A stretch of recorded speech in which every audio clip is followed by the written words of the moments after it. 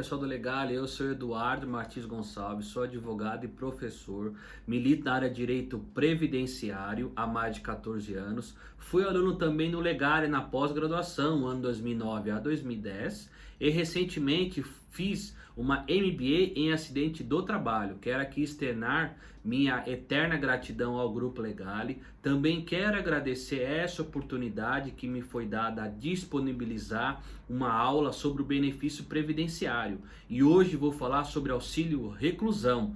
Benefício este que sabemos que a sociedade encara de forma negativa, porque imagina-se que esse benefício vai ao recluso, e não é verdade. Esse benefício previdenciário, ele tem o seu caráter protetivo, então ele vai aos seus dependentes, que muitas das vezes não sabe da atividade do mantenedor, ou seja, do pai ou da mãe, que por alguma razão cometeu o crime, foi detido no regime fechado e estar preso, a família está desamparada, porque o pai, quando estava em casa, ou a mãe, quando estava em casa, estava oferecendo alimento à sua família, e na falta dele, a família fica desamparada.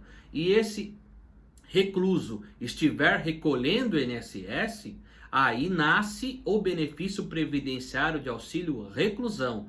Por isso que nós temos que imaginar que esse benefício é o benefício protetivo, é um benefício que visa a proteção dos dependentes. E ele tem a sua figura de natureza alimentar. Quero aqui trazer também a legislação base para esse benefício previdenciário. Esse benefício previdenciário, ele está disciplinado no artigo 201 da Constituição Federal, que quero aqui ler para poder fixar melhor. O artigo 201 da Constituição Federal diz lá: a previdência social será organizada sob uma forma do regime da previdência social de caráter contributivo e filiação obrigatória, observados critérios que preservam o equilíbrio financeiro e atuarial, e atenderá da forma da lei a, inciso 4º, salário família e auxílio reclusão para os dependentes do segurado de baixa renda. Então vamos observar o que diz o artigo 201. Diz lá de caráter contributivo, filiação obrigatória, e o auxílio reclusão é para os dependentes do segurado de baixa renda. Trouxe aqui 3 características: filiação obrigatória, caráter contributivo e para família de baixa renda. E onde vamos encontrar essas questões aí? Vai ser na Lei 8.213, que vai deixar lá claro o que é salário de contribuição, o que é filiação obrigatória, e o Decreto 3.048 vai regulamentar, vai trazer o que é família de baixa renda. Vamos lá, a Lei 8.213, no seu artigo 80, diz sobre auxílio reclusão: o auxílio reclusão, cumprida a carência prevista no inciso 4º do caput do artigo 25 desta lei, será devido, nas condições da pensão por morte, aos dependentes do segurado de baixa renda recolhido à prisão em regime fechado. Então o artigo 80 diz lá quais são as condições para auxílio reclusão. Segue a mesma da pensão por morte. Diz que tem que ter a qualidade de segurado, ou seja, tem que ter uma carência cumprida. E o que vem a ser carência? Esse benefício previdenciário exige-se que o recluso tenha no mínimo 24 meses recolhidos.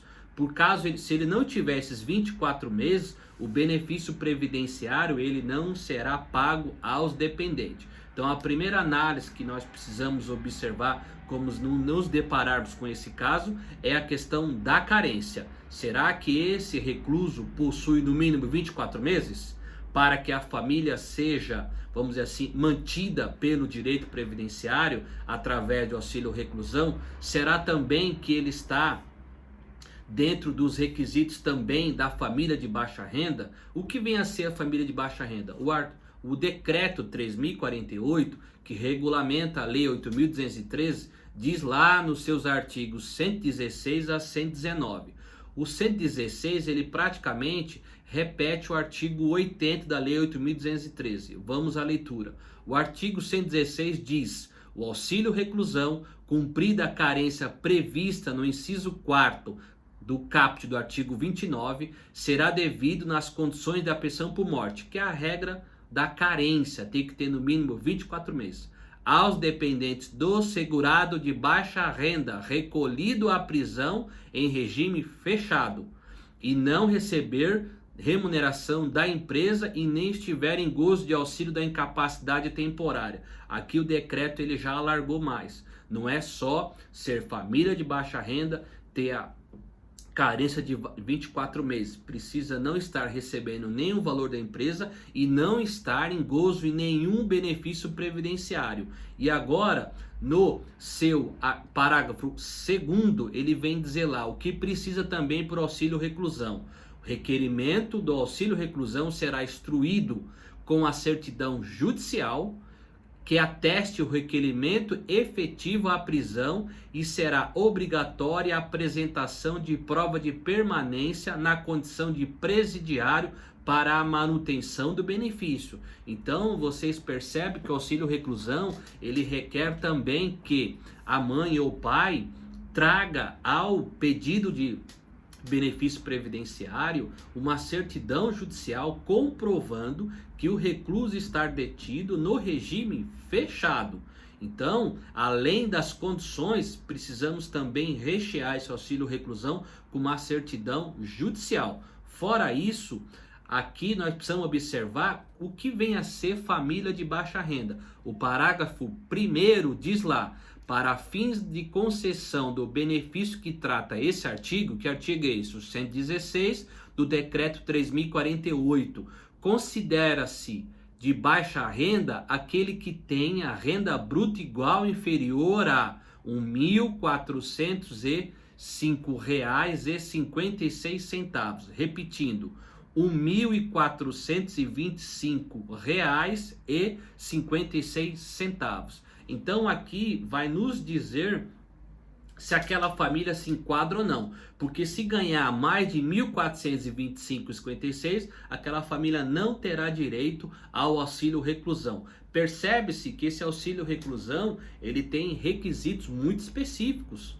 Então não é dado a qualquer família, não é dado a qualquer recluso. Necessário se faz preencher os requisitos. Tem que ter a qualidade de segurado, tem que ter a carência mínima, tem que ter a família que se enquadrar em baixa renda e precisa de uma certidão judicial comprovando que ele está detido. Então, fazendo essa, vamos dizer assim, explanação sobre a legislação previdenciária e quais são os requisitos, quero aqui trazer algumas dicas para que quando você deparar com esse auxílio reclusão, você já tenha algumas bases. Quais são as primeiras bases que você precisa identificar? Se ele tem a qualidade de segurado, se ele está recolhendo, ou se ele recolheu no mínimo, que é a carência, 24 meses. Caso ele não tenha os 24 meses, esse benefício não será fornecido, concedido à família. Então esse é o primeiro passo. Segundo passo, analisar também se ele trabalhou registrado e no período que ele estava desempregado, ele foi detido. Se nesse período que ele estava desempregado e ele foi detido, estiver no período de graça, o que vem a ser período de graça? Aquelas pessoas que recolheram o INSS e foram dispensadas e receberam o seguro-desemprego, ela terá um período aí de 24 meses de período de graça, que qualquer coisa que ocorra, ela terá um benefício previdenciário. Então também precisamos analisar sob esse prisma. Avançando um pouco, também quero trazer aqui uma observação muito importante, que eu sempre me deparo.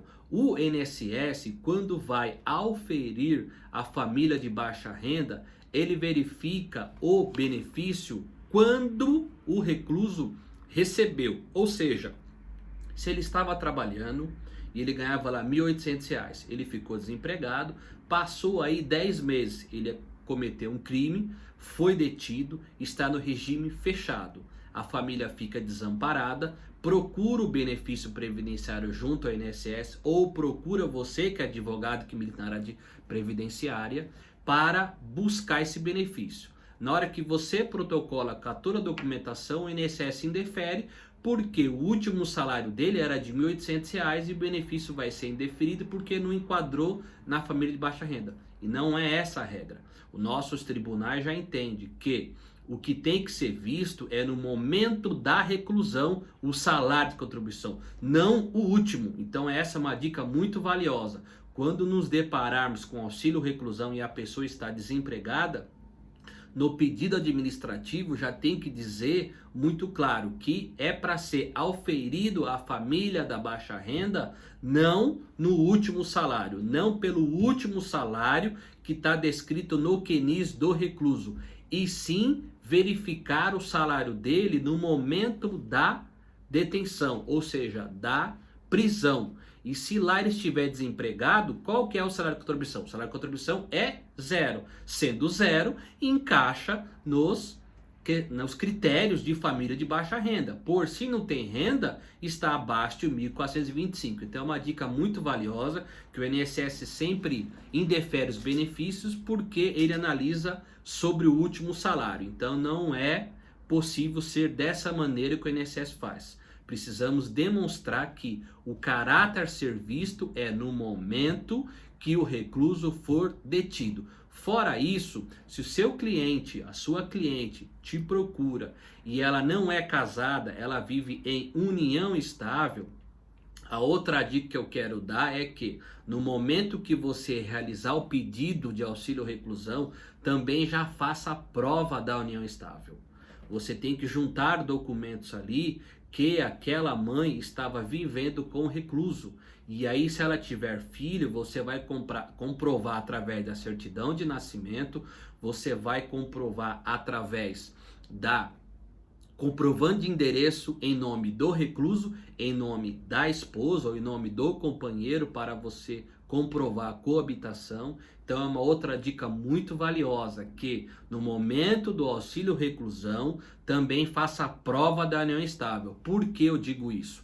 Porque muitas das vezes já passei por isso, quando a mãe me procurou sobre o auxílio reclusão que foi cessado e o marido dela, o companheiro, ainda estava detido. Fui analisar e verifiquei que o INSS só deu benefício previdenciário ao filho menor, não deu a ela porque ela não comprovou a união estável, ou seja, ela não requereu. E aí agora o que cabe a mim a demonstrar que ela sempre viveu com ele desde a reclusão e antes. E o INSS não emitiu a exigência correta para comprovar a união estável. Por que eu digo isso? Porque nesse caso específico, a mãe ela tinha 45 anos, a filha tinha no momento da prisão 15 anos, ela se tornou maior com 21 anos e o benefício foi extinto. Porque a mãe imaginava que com a filha se tornando maior, passaria direto para ela e não passou. Por isso que eu trago aqui uma dica muito importante. Quando você se deparar com auxílio reclusão em que eles não são casados, eles vivem na união estável, necessário se faz rechear auxílio reclusão com documentos para comprovar a união estável, para que não gerem aí ela ficar sem receber. Por isso que é muito importante que o auxílio reclusão, quando se tratar também de união estável, faça junto no pedido administrativo. E caso o INSS indefira e você tenha mais elementos, peça também no auxílio reclusão a justificação administrativa, que é a JA.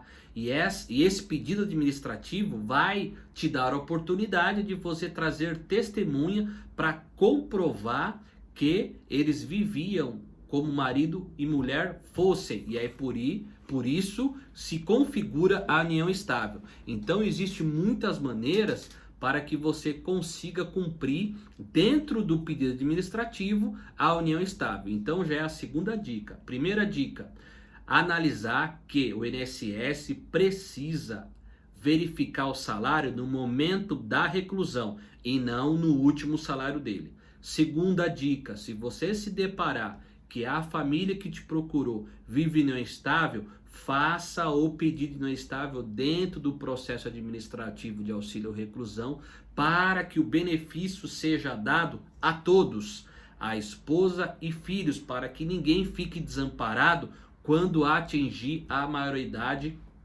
de 21 anos dos filhos. Então seriam essas dicas que eu trago a vocês, estudantes, a vocês, advogados. Se você gostou dessa aula, pode clicar no like, pode deixar aí uma mensagem, alguma pergunta que eu vou responder, tá? Fico muito grato aí essa oportunidade mais uma vez que o Legale me deu a disponibilizar uma aula sobre auxílio reclusão. Fico aqui disponível a perguntas, a questionamentos. Agradeço e um abraço a todos.